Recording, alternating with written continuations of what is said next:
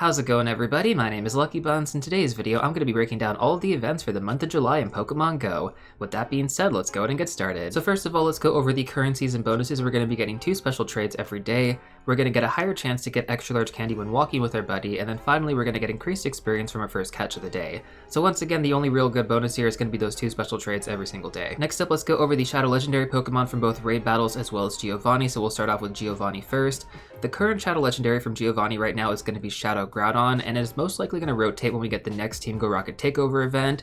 The special research to actually get Shadow Groudon, though, has already expired. I believe the last day to get this was at the start of June, so if you haven't actually gotten it, or if you just haven't played Pokemon Go in a while, you can't actually get this one. You'll have to wait for the next one to actually come into rotation, which is supposed to be Shadow Rayquaza based on the pattern so far, with Kyogre and Groudon being the last 2. Now, if you want to know how good Shadow Groudon is in the game along with other top Shadow Pokemon, then check out this video right here in the top right hand corner. This video covers the top Shadow Pokemon to power up in the game, along with how to actually use and stack your Super Rocket Radar. So as always, if you guys have any additional questions after watching that video, just let me know in the comment section down below. Next up, let's go over the Shadow Legendary Pokemon that's going to be featured in Raid Battle. So this is going to be Entei once again. This was previously featured during April, and I'm assuming that we're going to get Suicune next month as well before we start getting different Shadow Legendary Pokemon. Now, with all the meta changes that have happened over the course of Pokemon Go, this Pokemon still holds up in the overall meta as a fire type attacker, so I would still recommend powering it up. And this especially holds true if you end up getting the Shadow Shiny, because those Pokemon are some of the rarest shiny Pokemon to get in the entire game. Like, even with mediocre IVs, I would still power up a Shadow Shiny Entei. Next up, let's go over the research breakthrough Pokemon that are going to be available. So we're going to have Hisuian Growlithe, Larvitar, Audino, Axew, Furfrou, and Jangmo-O. All of these Pokemon will have their shiny forms available, so definitely make sure to do your research breakthrough boxes every week. Now, following that, let's go over the legendary raid pool next, and we have so many legendary Pokemon to go over in this month's rotation. Shiny forms are going to be available for pretty much most of these legendary Pokemon. If they're not available, I will go over it. So the rotation cycle is going to be from 10 a.m. to 10 a.m. local time. Now, the first Pokemon is going to continue from the month of June, and that's going to be Ho-Oh from June 28th to July 8th. Now, in terms of the meta relevance for Ho-Oh, it's really not that great in the raid/gym meta as a fire or flying type attacker anymore, but if you actually trade it with a friend to get better PvP IVs, it does have some play in the Open Ultra League. It is currently ranked in the top 150. Now, on top of that, Ho-Oh also has some pretty good play in the Open Master League if you end up getting the Hundo, but unfortunately, it won't actually have Sacred Fire, which is going to be its signature moveset from raid battles during this rotation. So if you end up getting a good IV spread for the Ultra League or for the Master League, you're going to have to give it an Elite TM. Next up, it looks like we're going to have all of the Ultra Beasts available in raids leading up to GoFest Global. Now, the downside here is that many of these Pokemon are going to be region locked, but they will be available globally during Pokemon GoFest Global Day 1. So despite Niantic's vision to actually push more in-person raiding, it kind of seems like they're trying to capitalize on players using more remote raid passes, because the remote raid pass limit is going to be increased from 5 to 20 from July 8th to July 11th, and it's going to be completely removed from July 12th to July 14th, which is when we're going to be having Pokemon GoFest Global. Now, that's really cool and all, but I feel like this doesn't really change anything for the most part, because the price of them is still going to be the same. I know some players are going to be really happy just to remote raid at all, but I know that many players stop remote raiding completely because of the price increase. And at the end of the day, despite what Niantic actually tells us, we have to judge them based on their actions, not their words. And right now, their actions are saying that they want their July numbers to look really good. So for the time being, it seems like Niantic is going to be putting aside their vision, except for Mega Rayquaza raids for some odd reason. To be honest, I really have no idea why they were so adamant on actually pushing Mega Rayquaza for Elite raids. Like, I'll have a separate video going over this. I was actually working on that video today when the July information came out, so I had to kind of switch gears. But we'll talk about that again in a separate video. With that being said, let's go through the rotation right now for the Ultra Beast raid bosses in July, and I'm actually going to keep my analysis pretty brief here because I actually do have a full analysis video that I posted a few weeks ago going over how good every single Ultra Beast is in Pokemon Go. With that being said, though, let's take a look at our first Ultra Beast that is going to be in rotation right now, which is going to be Guzzlord from July 8th to July 9th. This is going to be one of the few Ultra Beasts that is actually going to be available globally during its rotation, and Guzzlord is primarily used in PvP. It's not really that good in the raid/gym meta. Like, it's decent as a dark type attacker, but I wouldn't really recommend it. It has some pretty good meta relevance in all of the Open League formats, which makes it a pretty good Pokemon to hunt for in my opinion. Although if you do want to run it for the Open Great League or the Open Ultra League, you will have to trade this with another player to get lower IVs on it. For those unfamiliar, you typically do want low attack and high defense and high stamina IVs for PvP, but for Master League you will want the Hundo. Next up, we're going to have Nalego from July 9th to July 10th, and this is going to be the best poison type attacker in the game. This one is going to be available globally as well, and if possible, I would personally love to go out and raid this one a bit. I don't actually have the shiny yet, but I do have one that's already powered up to level 40, which I use quite frequently for Team Go Rocket battles and gym battles. It's definitely worth raiding this one in my opinion. Next up, from July 10th to July 11th, we're going to have Celesteela in the Southern Hemisphere and Kartana in the Northern Hemisphere. So both of these Pokemon are actually worth rating for. Kartana is going to be the best grass type attacker in the game and one of the best Pokemon to use for Team Go Rocket battles. And Celesteela is an amazing Pokemon to have for the XXL flying type showcases. Depending on where you live though, you're going to have to remote raid for one of them, so whichever one that is, just don't worry about it right now. Wait until Pokemon Go Fest Global Day 1 because once again, we're going to have both of these Pokemon featured globally. So for example, I live in the Northern Hemisphere, which means I won't be able to do Celesteela raids unless I remote raid to them, and to be honest, I don't really feel like that is a good use of my remote raid passes. I only have like 2 at the moment, but even with the Pokecoins I have been saving up, that is all going to go towards Pokemon storage for the upcoming Go Fest event and not remote raid passes. Next up, from July 11th to July 12th, we're going to have Stakataka in the Eastern Hemisphere and Blacephalon in the Western Hemisphere. We just had both of these Pokemon featured recently in raids during the end of May, and neither of these Pokemon are going to have their shiny forms available because they are relatively new. So with that being said, I don't think it's actually worth rating hard for them just yet. Like, Stakataka is definitely escape. This Pokemon is not good for anything. But Blacephalon actually has a lot of potential for the future. Now once again, if you guys want a full meta-analysis going over Blacephalon and its future potential, I highly recommend checking out my video down below. So once the shiny form gets released for this Pokemon, I do think it's going to be worth rating, but as of right now, I'm probably going to just skip it. Now from July 12th to July 15th, we're going to have Buzzwole in the Americas, Pheromosa in Europe, the Middle East, Africa, and India, and then Xurkitree in the Asia Pacific region. So arguably some of the best Ultra Beasts are going to be region locked, at least until Pokemon Go Fest Global. So Buzzwole is primarily going to be used in PvP in all the Open League formats, and in my opinion, it's definitely worth rating and trading for this one. Although with that being said, the only way to actually get one for Great League is going to be from the Time to Research quest, which I'm going to talk about more later in this video. Now Pheromosa is a good bug type attacker to have in the raid/gym meta, although it won't really be used too much in general since bug type Pokemon aren't utilized that much in Pokemon Go. But with that being said, I think this shiny is definitely something a lot of players are going to want because it is essentially a tall goth girl Pokemon. Now finally, we're going to have Xurkitree, which is a super cool shiny as well, and it's amongst the top 3 electric type attackers in the game. Xurkitree is definitely a Pokemon I think is worth raiding hard for, but since it's going to be in the APAC region, I won't be able to raid this one personally until day 1 of Pokemon Go Fest Global. With that being said, that pretty much covers all the Ultra Beasts available during this time window. Now I already mentioned this a few times, but I feel like I have to go over this again. Don't feel obligated to actually use your remote raid passes during this time window because again, we're going to have every single one of these raid bosses featured during Pokemon Go Fest Global Day 1. Now following the Ultra Beasts, we're going to have Articuno available in raid battles from July 15th to July 23rd.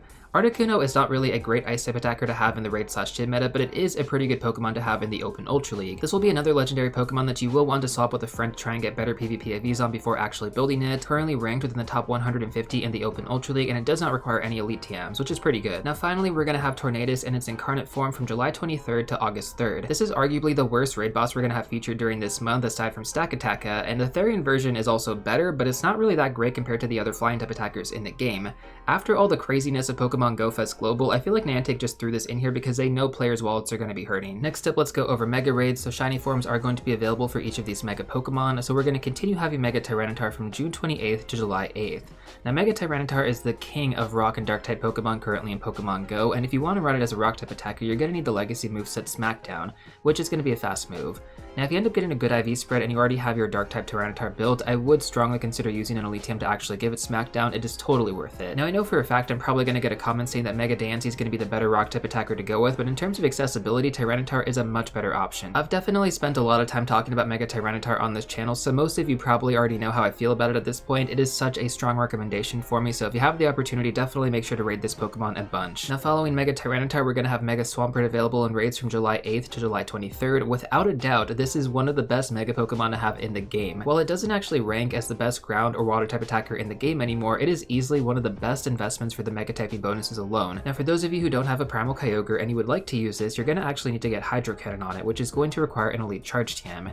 If you end up getting the Hundo, I would definitely consider this a worthy Pokemon of that investment. Now finally, our last Pokemon in rotation is going to be Mega Aggron from July 23rd to August 3rd. If you don't have Mega Steelix, and this would be your next best Steel type Mega option, it's not really that useful in raids or PvP though, but the typing bonus does help with certain events. So my only recommendation here is to get the initial energy you need to Mega Evolve, but outside of that, I wouldn't really use this for anything else. Now to wrap up the Megas, I like to provide some general information for any new or returning players watching this. So first of all, you only need to Mega Evolve these Pokemon once before getting access to their cooldown period moving forward. You're also going to get more extra large candy and regular candy when your Mega Pokemon gets to Mega level 3, which is unlocked after 30 days of Mega Evolution. Now on top of that, when completing these Mega Raid battles, you're also going to get guaranteed charge TMs. So my typical recommendation is to do at least 1 to 2 Mega Raids to get the initial energy to Mega Evolve them, and then after that you can just walk them from there to get more energy. Now finally, let's go over Raid Hour, which is going to take place every Wednesday from 6 to 7 p.m. local time. Whichever Pokemon is currently in rotation is going to be the one featured that Wednesday. This is normally how it works, except for this month we're actually going to have a lot more raid hours than normal. So with that being said, Ho-Oh, Articuno, and Tornadus will all have their Wednesday raid hours during this month, but the Ultra Beasts that I talked about earlier on in this video will also have their own raid hour days. Now to put things into perspective here, on July 3rd we're going to have Ho-Oh raid hour, on July 8th we're going to have Guzzlord, on July 9th we're going to have Nalego, on July 10th we're going to have Celesteela and Kartana in the southern and northern hemispheres, on July 11th we're going to have Stakataka and Blacephalon in the eastern and western hemispheres, and then on July 12th we're going to have Buzzwole in the Americas and Greenland, Pheromosa in Europe, the Middle East, Africa, and India, and Xurkitree in the Asia Pacific region. Now following that, on July 17th we're going to have Articuno, and then on July 24th and July 31st we're going to have Tornadus in its incarnate form. So we definitely have a lot of raid hours to look forward to this month. If there's any raid boss that you want to raid in particular, definitely make sure to go out and raid with your local community during these raid hours. Moving on, let's go over the upcoming events for this month. These event windows will be based on your local time zone, so just make sure to keep that in mind. The first event that we're going to have in July is going to be the 8th anniversary celebration event. It's pretty much a carryover from June. If you guys want to watch the full breakdown video, I'm going to leave a link right now in the top right hand corner, as well as in the description down below. I just made this pretty recently, so definitely make sure to go and check it out. The next event is going to be the Aquatic Paradise, which is going to be taking place from July 6th to July 9th. Now, as the name would suggest, I'm pretty sure this is going to be a water type event of some sort. I expect the full details to be announced pretty soon, but as of the time of making this video, nothing has been announced at the moment, so let me know your own predictions in the comment section down below. Now, following that, from July 8th to July 13th, we're going to have the Inbound from Ultra Space event. Remember when we talked about all the Ultra Beasts available in raids earlier this month? Well, this event is basically that, but there's a little bit more to it. So we went over the Ultra Beasts in raids, but we're also going to have a timed research available as well. Now, this event is going to be very important for anybody who wants to get Guzzlord or Buzzwole for the Great League, because they're going to be at level 15 instead of level 20 like they would be in raid battles. Ideally, you do want to trade these with somebody else to get better IV spreads for these Pokemon, but if you can't, just having them for the Great League is honestly really clutch. The other Ultra Beasts don't really matter that much in regards to this, but they do all have the potential to be shiny, so there is that. Now, keeping that in mind, if this is anything like how the Sinnoh Legendaries were released earlier this year for the Sinnoh Tour, then the task to get them will most likely be win X number of raid battles, which does kind of take away from the aspect of these being actually free from timed research, but again, like, we do have a lot of good raid bosses available right now, so this shouldn't be too bad if you were going to raid anyways.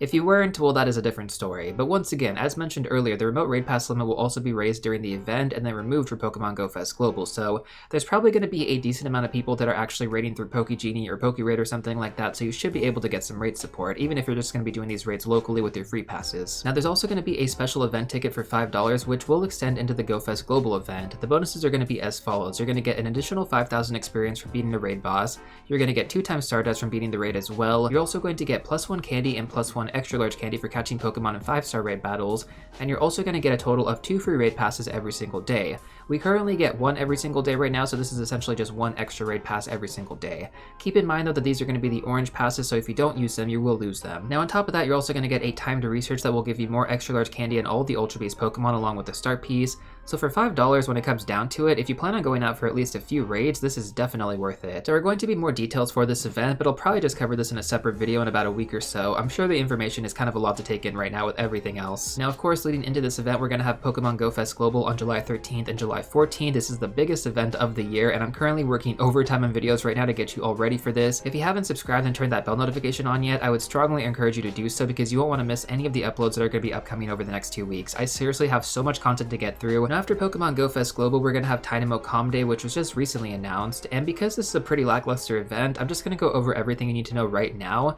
So this is going to be a new shiny release in the game, which is pretty cool, but that's pretty much the extension of how cool this event actually is. Like, in terms of the special bonus, we're going to be getting a 1/4 incubator distance, which is arguably one of the worst bonuses for a Comm Day. Now, on top of that, like normal, we're going to get 3-hour lure modules and incense. We're going to get 2 times catch candy, as well as a 2 times chance to receive extra large candy from catching Pokemon if you're level 31 or higher. You're going to get 5 free snapshots, which feature Tynamo. The shiny rate is going to be boosted like normal at 1 out of 25, and then we're also going to have in-person raids with the second stage form for Tynamo. Now, on top of that, we're also going to have extra large showcases. We're going to have field research available, and I forgot to mention this as well, but you're also going to be getting 3 special trades in total during the event time frame, and you're also going to be getting 50% less Stardust when trading, so definitely a good opportunity to take advantage of these trade bonuses. We're also going to have the typical $1 event ticket along with the special event boxes, along with the web store deal in the store, so if you guys want to actually get an elite charge TM, I would highly recommend going through and getting the web store deal that is pretty good for $5. Now Tynamo's final evolution is going to be Electros, so this is going to be getting Volt Switch as the exclusive moveset. This is going to be a fast move as well, by the way. In terms of meta relevance in the raid/gym meta, there's basically none for this Pokemon. Like, it might be a good budget electric type hacker to have, but I haven't actually done an analysis going over it, so I mean, you could totally go out and get this Pokemon for that reason if you really need it, but other than that, I feel like it's quite mid in comparison to everything else. Now, according to the experts, Volt Switch doesn't really help Electros in the PvP meta, so there isn't really that much relevance for it right now. But with that being said, there is always a possibility that this Pokemon could get buffed in the future, so I would definitely recommend going out and grabbing some PvP IV spreads just on the off chance that it does. You're going to be happy that you did that. But other than that, there's really no reason to actually go hard during this calm day. So ultimately, when it comes down to it, take advantage of the showcases, the extra special trades, and grab a few PvP IV spreads if possible, but your grind time shouldn't be more than like 45 minutes, I would say, and that might even be generous. So if you guys have any questions about this calm day, let me know in the comment section down below. I'll do my best to try and answer them here, since I won't actually be doing a separate video going over this one. Moving on, we have 3 more events to go over, so these are all going to be the Ultra Unlock events from Pokemon Go Fest. From July 17th to July 22nd, we're going to have the Ultra Unlock Part 1 event, which is going to be the Better Together event. From July 25th to July 30th, we're going to have the Ultra Unlock Part 2 event, which is going to be the Strength of Steel. Predictability wise, it kind of seems like we're probably going to get a new Mega Pokemon in-game in regards to the Steel typing, because we're actually still missing 3 of them. We have Mega Lucario, Mega Metagross, and Mega Mawile, and I'm really hoping that it's not going to be the last one because it says Strength of Steel, right? So maybe Mega Lucario kind of seems like the best option here. Now on top of that, it also seems like we might get Shiny Togedemaru as well, and the reason why I say this is because we actually have a Spotlight Hour featured during the end of this month that features Togedemaru. Putting 2 and 2 together here, it definitely seems like a strong possibility, but again, there has been no confirmation as of yet. And then finally, on July 22nd, we're going to have the Ultra Unlock Part 3 event, which is going to be a Mega Raid Day. If this is what I think it is, this is going to be a banger of an event, guys. Like, with almost every single Mega Pokemon featured during this event, again, just a hunch here, like, this is going to be such a good event to go for. Of course, that is just a prediction, though. I have no idea what this event could be. We could end up just getting, like, a few raid bosses to focus on, or it could end up being, like, every single Mega Raid that we've ever had featured in Pokemon Go, because this is, again, like an Ultra Unlock event. These are typically some of the best events of the entire year next to Go Fest. Once the event details are posted for each of these events, I'll definitely make sure to cover them in separate videos. It's been a pretty long video so far, but now we can finally get into the Spotlight Hours, which are going to be featured every Tuesday from 6 to 7 p.m. local time. So our first Spotlight Hour is going to be on July 2nd, which is going to be featuring Pikachu with the K-Cat, so a costume Pikachu essentially, and the special bonus is going to be 2x catch experience. In terms of meta relevance, there really isn't any for Pikachu or even Raichu. This event is mainly for the shiny costume hunters out there, or if you want to work on getting your Pikachu fan medal to platinum. I do want to mention that the catch rate on Pikachu is usually pretty low though, so make sure to go into the Spotlight Hour with raspberries on hand. Now in terms of the XP bonus, I also wouldn't recommend using Lucky Eggs. If you have time to actually grind though, this actually would be a good time to practice your excellent throws. The catching mechanics were also recently fixed in Pokemon Go with the latest Pokemon Go update. I believe it was 0.319.0, so make sure to update to that version. Now following that, on July 9th, we're going to have Spiel as the featured Pokemon, with the special bonus being 2x catch candy. So when evolved to Walrein, this Pokemon actually has some pretty good play in all of the Open League formats for PvP. That being said though, it does require 2 Elite TMs to actually get the Legacy Calm Day moves. Powder Snow is going to be the Legacy Fast move on Walrein, and then Icicle Spear is going to be the Legacy Charge move on Walrein. Now to be honest, I don't really feel like Walrein is worth it to actually use 2 Elite TMs on, but it would still be a good idea to go out and get some good IV spreads on it, because in case we ever get the opportunity to evolve it into Walrein to get the Calm Day exclusive movesets, then you're already going to have some Spiel ready to go. Keep in mind that Niantic has done this many times in the past randomly during events. The next Spotlight Hour is going to be taking place on July 16th, which is going to feature the Pokemon Binacle, with the special bonus being 2x transfer candy. So this Pokemon, when evolved into Barbarkle, is decent in the Open Ultra League, but that's basically about it. I think the main focus for this Spotlight Hour is going to be the 2x transfer candy bonus, because this is going to be taking place right after the Pokemon Go Fest Global event. So for any Pokemon that you've decided to hunt during that event, you can transfer them right after the event for even more candy just basically 2 days later, which I think is incredibly awesome. So if you are able to actually clear out a bunch of storage and hold on to a bunch of really good Pokemon, you can really take advantage of this bonus right here. Now on July 23rd, we're going to have the featured Pokemon be Diglett plus Alolan Diglett, so basically a double Spotlight Hour, and then the special bonus is going to be 2x Evolve experience.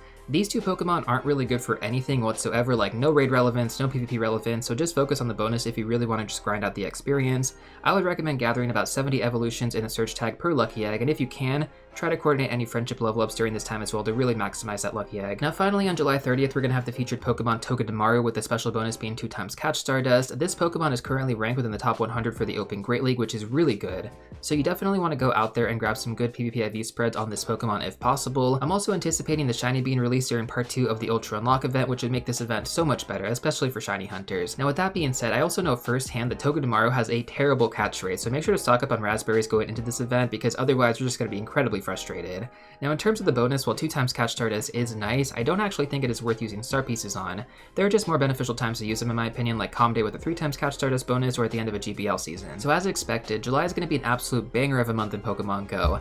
There is so much to look forward to just in the first half of the month alone, but then we also have the Ultra Unlock events afterwards as well. So yeah, there's just so many things to look forward to and I'm really excited about all of it. Although I am a little bit overwhelmed as a content creator because I have so much content to actually get out within the next like 2 weeks alone, and then probably a decent amount of content to get out after GoFest as well for the Ultra Unlocks. So I'm basically working overtime here, and I do hope that you guys are appreciating all of the content that I've been posting. I've been doing a lot more than normal recently, so yeah, it's been a lot of work on my end. But that being said, I'm happy to do it. And as always guys, if there's anything that you are personally looking forward to during this month, let me know in the comment section down below. But if you want to check out some more content, I'm going to recommend these 2 videos right here. And before you go, don't forget to smash that like button, subscribe, and I'll see you all real soon in the next one.